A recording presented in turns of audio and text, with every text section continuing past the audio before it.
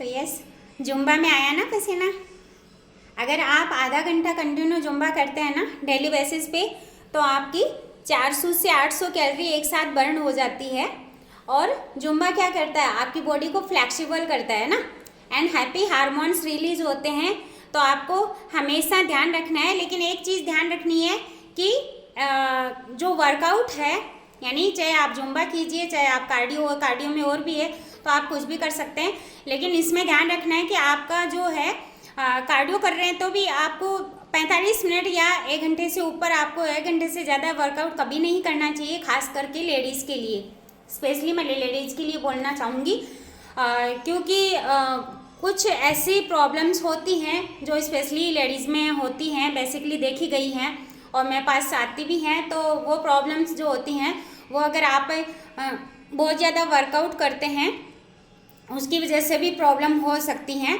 तो इसलिए इन चीज़ों का ध्यान रखना है। लेकिन आप रूटीन में रहते हैं, जब कुछ साथी स्टार्ट तो कर जाते हैं कि मैम हमें टाइम नहीं मिलता, और जब मैं उनको बोलती हूँ, थोड़ा सा उन पर प्रेशर डालती हूँ, नहीं मैम आपको करना है, नहीं सर आपको करना ही है, वर्कआउट के लिए टाइम निकालना है, आपको कर सकते हैं आप। लेकिन वो क्या करते हैं, फिर बीच में ही मेरे कहने पे वो स्टार्ट तो कर देंगे, लेकिन वो फिर क्या है, बीच में रोक देते हैं।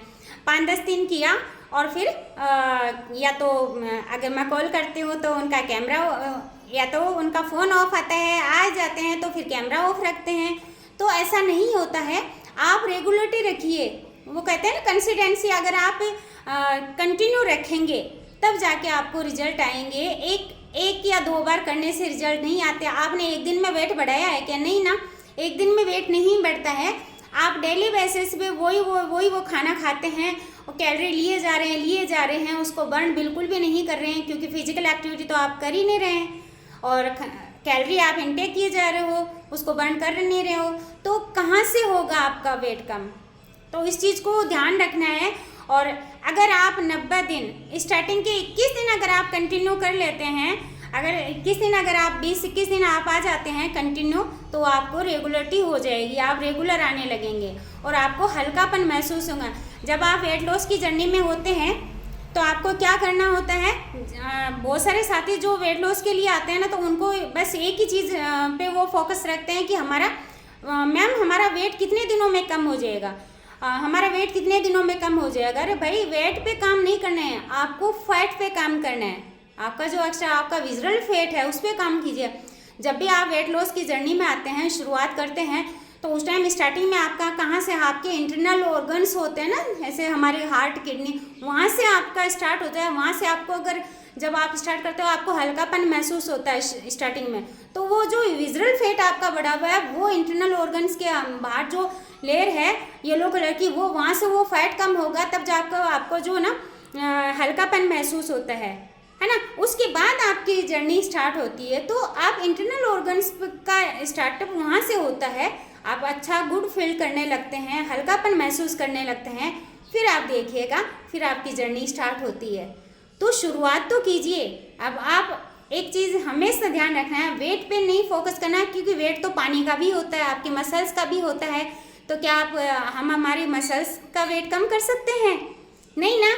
आप अपने पानी का वेट कम कर सकते हैं? नहीं, क्योंकि पानी अगर आपने कम कर लिया तो क्या होगा आपको बताइए, है ना, डिहाइड्रेशन हो जाएगा, पानी की कमी आ जाएगी। तो हमेशा ध्यान रखना है, अपने प्रॉपर कोच की गाइडेंस में रहना है, जो आपको कोच बोले, क्योंकि कोच की गाइडेंस के बगैर आपका रिजल्ट नहीं आएगा।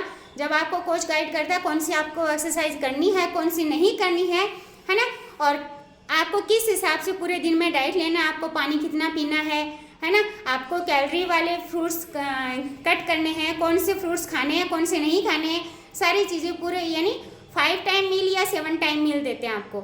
अगर आपका रेस्टिंग मेटाबॉलिज्म, सबसे जो ज़रूरी है वो है आपका रेस्टिंग मेटाबॉलिज्म, है ना। आपके जो सबका जो वेट है ना, हमेशा आपका जो जर्नी है, और वेट लॉस में जब आते हैं तो आपका आरएम पे डिपेंड करता है सब कुछ। आपका आरएम देखा जाता है कि आपका आरएम कितना है, आपका रेस्टिंग मेटाबॉलिज्म कितना है ना, उसी पे डिपेंड करता है।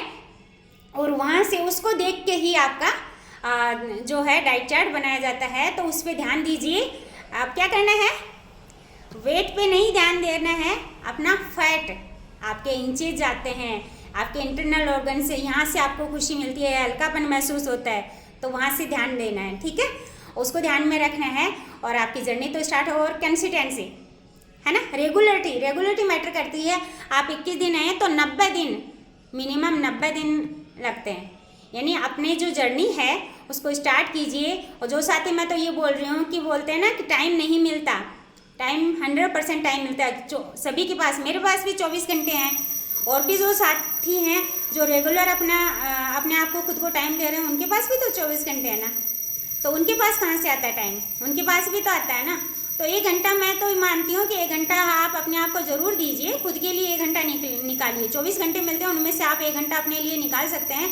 और खासकर टाइम की बात, तो टाइम किसी के लिए रुकता नहीं है, टाइम तो चलता रहेगा, टाइम के अकॉर्डिंग हमें उसके अकॉर्डिंग चलना होता है, ना कि टाइम हमारे अकॉर्डिंग चलेगा, है ना। इसलिए इस चीज़ का ध्यान रखना है, टाइम मैनेज करना है।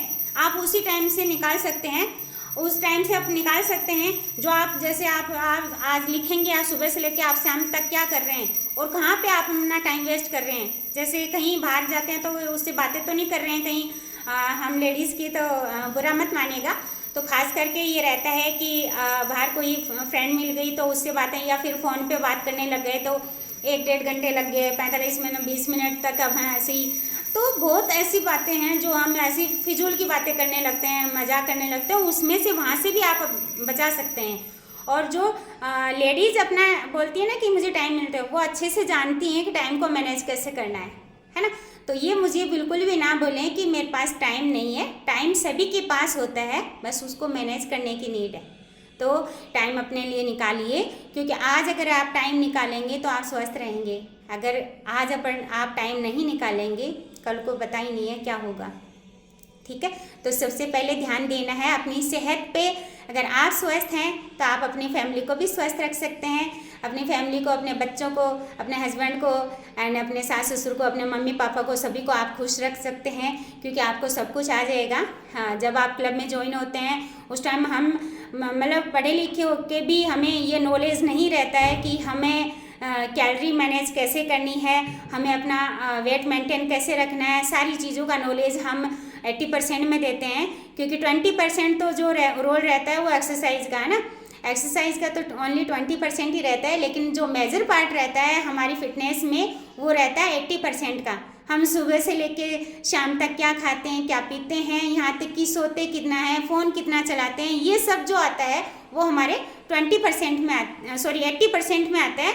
तो मेजर पार्ट किसका रहता है, हमारे 80% का रहता है। इसलिए हमेशा ध्यान रखना है, यानी स्वस्थ रहने के लिए क्या करना है, 80 और 20 को दोनों को फॉलो करना है। 20 छोटा सा है इतना सा, लेकिन इसका जो अहम रोल है, बहुत शानदार वाला जो रोल है, बहुत अच्छा है, क्योंकि आपकी जो बॉडी की फ्लेक्सिबिलिटी है एंड आपका स्ट्रक्चर है वो इससे आता है ना। एंड आपके माइंड का जो फ्रेशनेस है, आप खुद फ्रेश फील करते हैं, यानी आपको टेंशन फ्री हो जाते हैं और एकदम पूरे दिन भर एनर्जेटिक रहते हैं। वो किससे होता है, वो हमारे 20% से, क्योंकि आप एक्टिव रहेंगे पूरे दिन भर। इसलिए एक्सरसाइज का रोल जो है तो छोटा सा, लेकिन है कितना, बहुत बड़ा वाला अहम रोल रहता है ना। और 80% के बगैर तो हम चल ही नहीं सकते, उसके बगैर तो हम कुछ कर ही नहीं सकते। यानी पूरी 100% जो फिटनेस आती है वो हमारी किससे आती है, 80 और 20 को दोनों से। जैसे हम एग्ज़ाम देने जाते हैं तो अर्धवार्षिक और वार्षिक 2 एग्ज़ाम होते हैं ना। अगर आप अर्धवार्षिक में पास नहीं होते हैं, वार्षिक में पास, तो दोनों को मिला के ही तो होते हैं ना।